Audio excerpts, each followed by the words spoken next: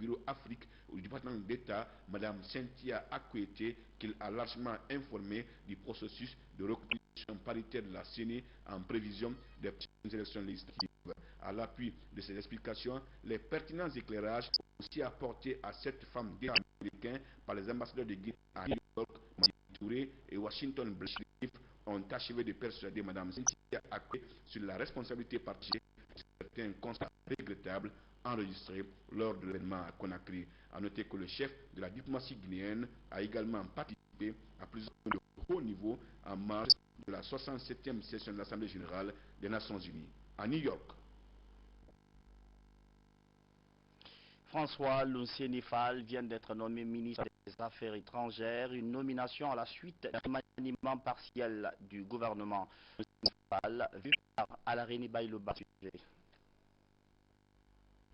François Lucienifal, jusque-là secrétaire général à la présidence de la République, est désormais patron de la diplomatie guinéenne.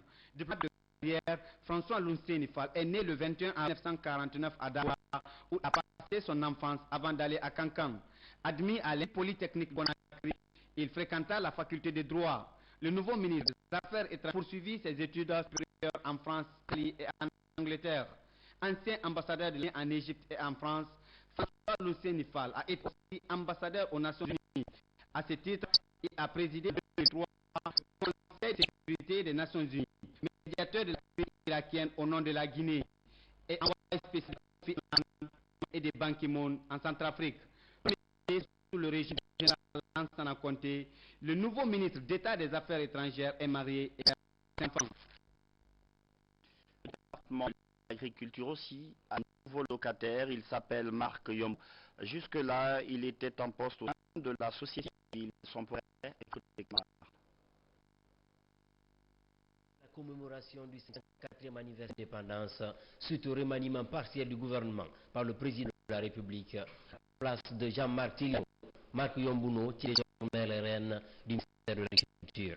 Le fils de Milio a commencé à écrire les pages de son parcours scolaire à l'école primaire de Djekedou.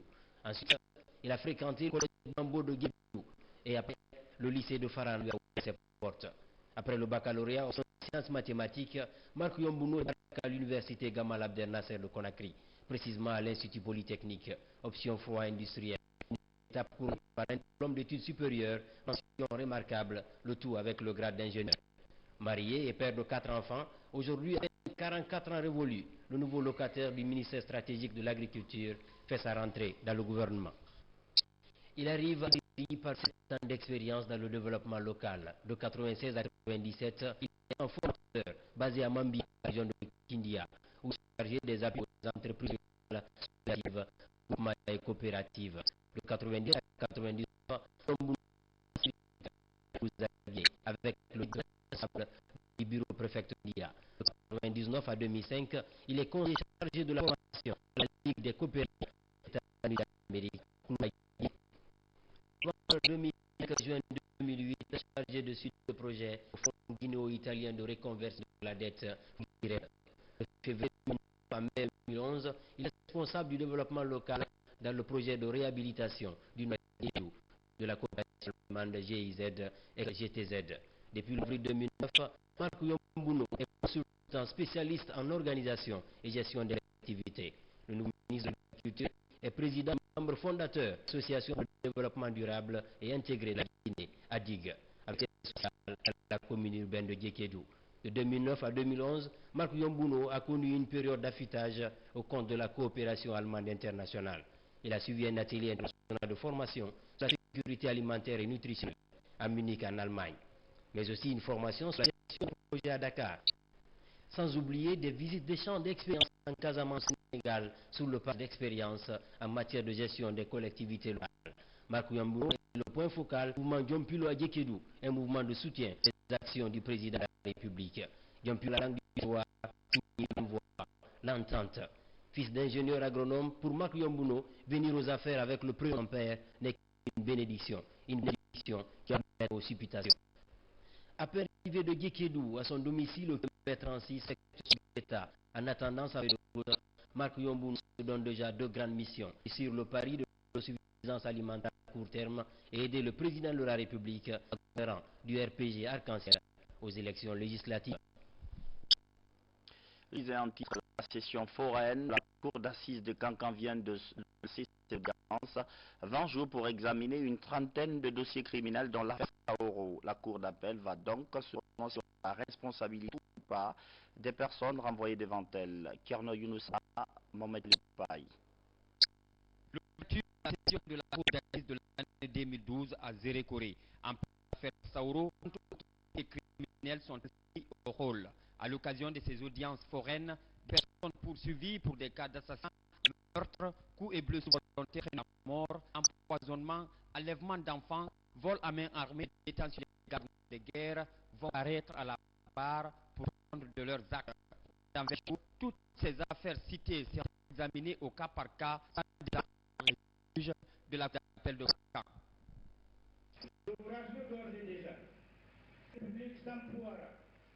De manière à ce que les décisions servent de moyen de dissuasion aux éventuels candidats à la criminalité.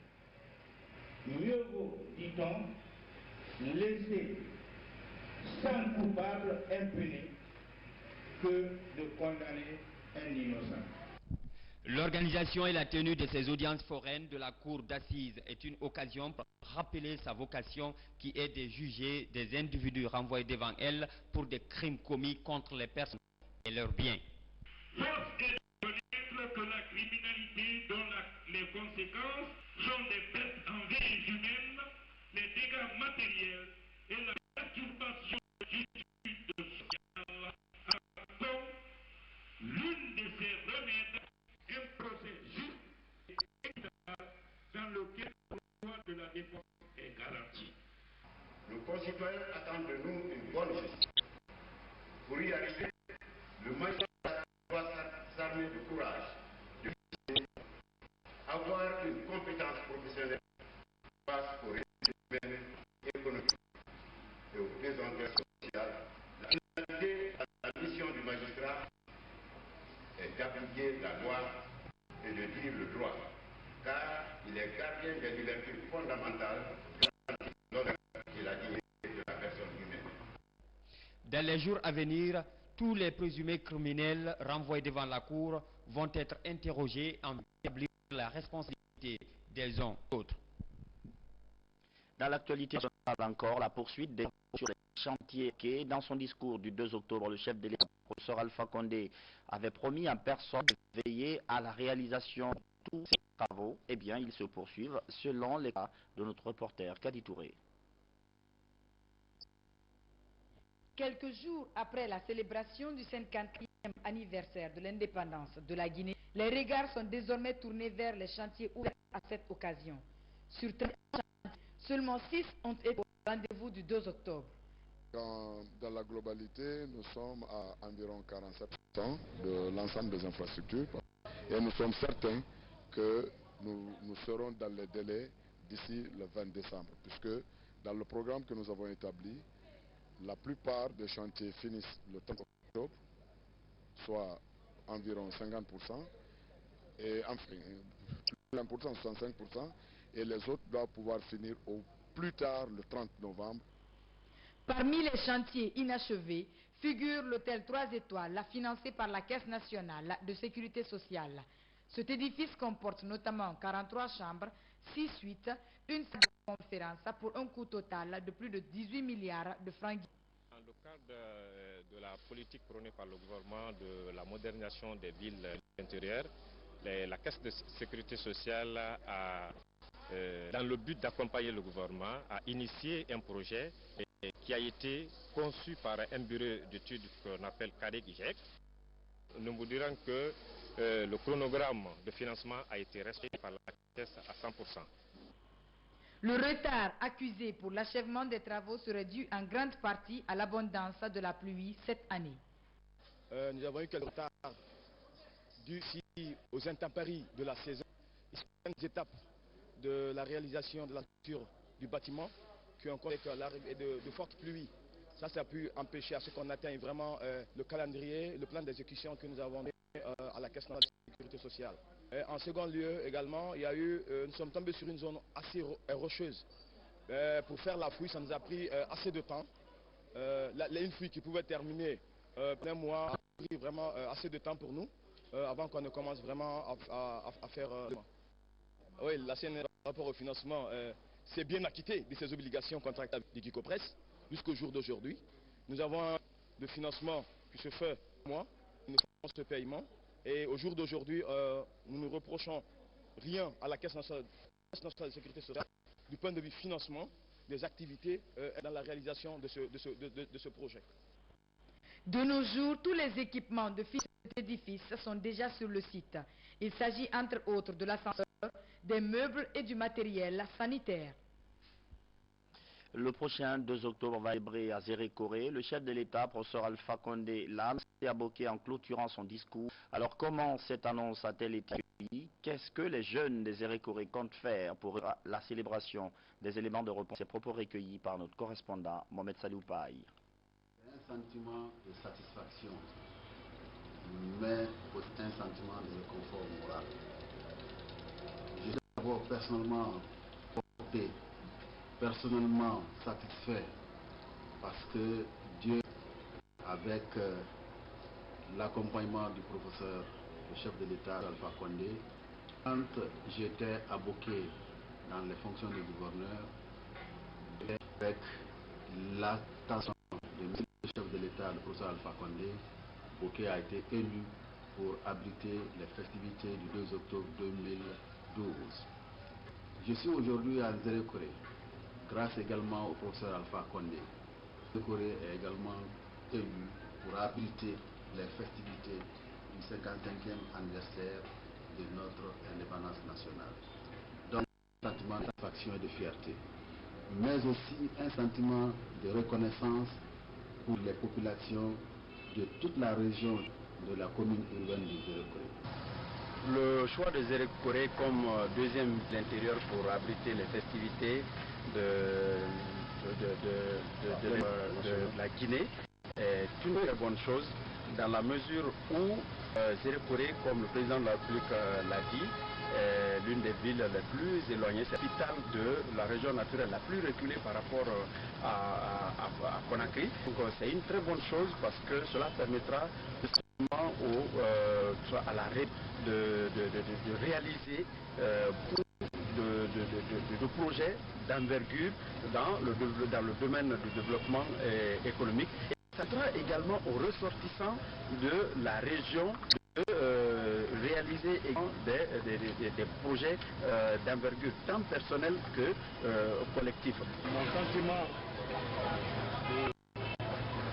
du joie de la festivité 2013 est que le République, le professeur Alpha Condé a choisi Zérékoré, le gouverneur de Zérékoré. Vraiment, on ne peut que, je suis de joie, on ne peut que le remercier et le féliciter et lui demander qu'il cherche la santé à accomplir. Seul le président de la République a bien choisi et il a bien pensé à Zérékoré. Il a bien pensé à nous, il a pensé à la forêt. Il est très reconnaissant. Je suis très ravi d'attendre ces nouvelles à la tribune la fois dernière. J'ai été la première à danser parce que je sais ce que ça va passer à Zérékoré. Ça serait plus que Boké. On aura beaucoup d'infrastructures. On a aussi des travaux qui traînent depuis 1900, je ne sais comment. Éducation, la commission d'orientation des bacheliers vient de boucler sa tournée à l'intérieur du pays. 4 étapes, Kindia, Mamoun-Labé et Boké pour évaluer le déroulement de cette opération. Je rappelle que les orientations ont été lancées jeudi dernier. Et image à Ibrahim Souri, Ansad, Bicham au commentaire. Suivez. À l'entame, la mission s'est rendue au centre universitaire de Foulaya, Kindia, où toutes les options sont représentées pour un effectif de 3656 bacheliers. Après un entretien édifiant avec les étudiants, ils ont mis le cap sur Mamou, siège de l'Institut supérieur de technologie. Nombre d'inscrits, 1009 bacheliers, tous profils confondus. Ici, la plupart des étudiants ont déjà rempli les fiches d'orientation en fonction de leurs préférences. montrer comment faire les choix. Ma préférence, c'est génie informatique. Mais comme j'ai choisi les 5 options, je sais que peut-être je pourrais bien m'en sortir. Le choix, c'était facile quand même.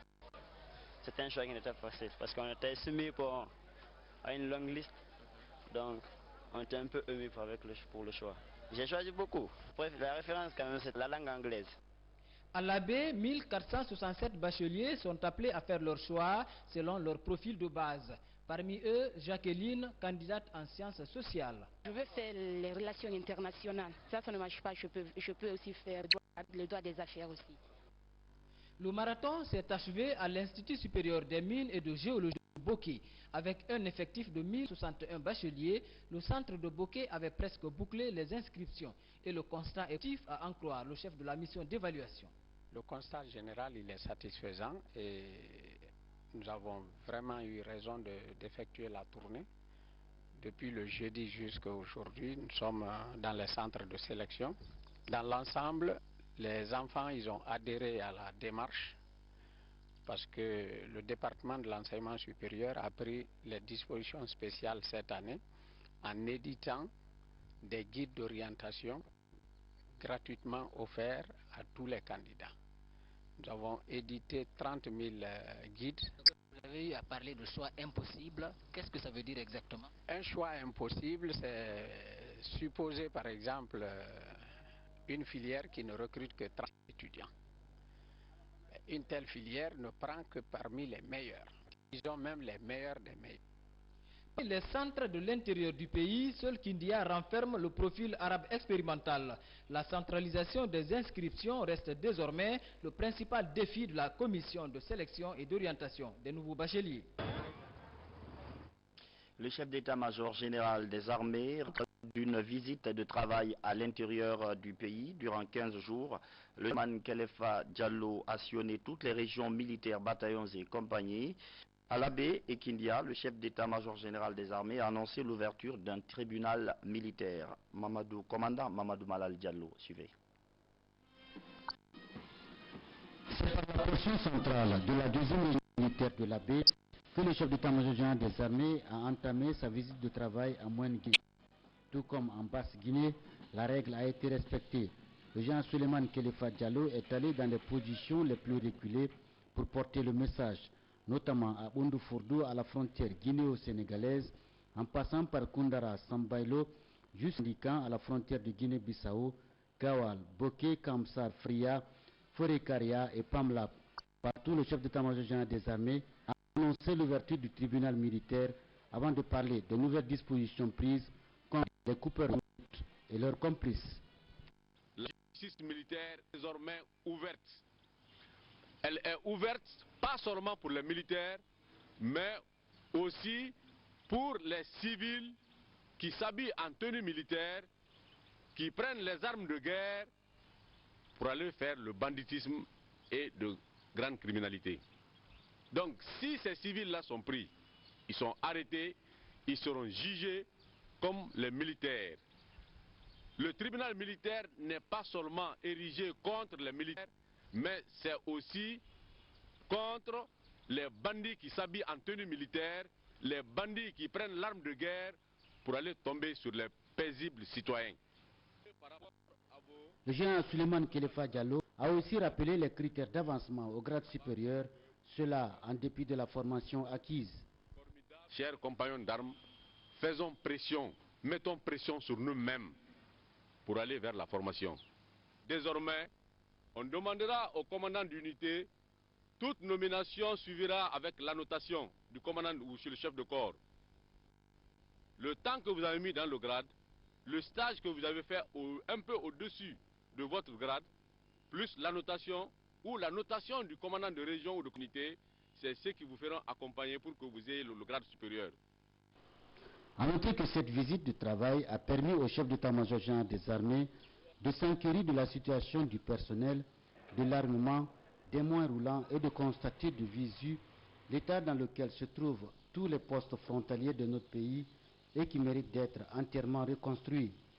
Avant de boucler ce périple à Pamela, les forces armées de Sierra Leone postées à la frontière ont rendu des honneurs mérités au chef d'état-major général des armées, comme pour dire que les voisins vivent en parfaite harmonie.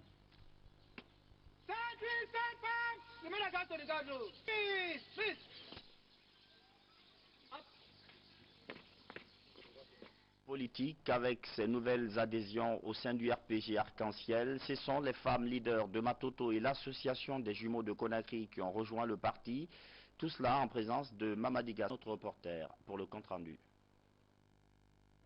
C'est dans la joie que les militants du RPG ont accueilli cette trentaine de femmes leaders de la commune de Matoto, venues exprimer son adhésion aux idéaux du parti.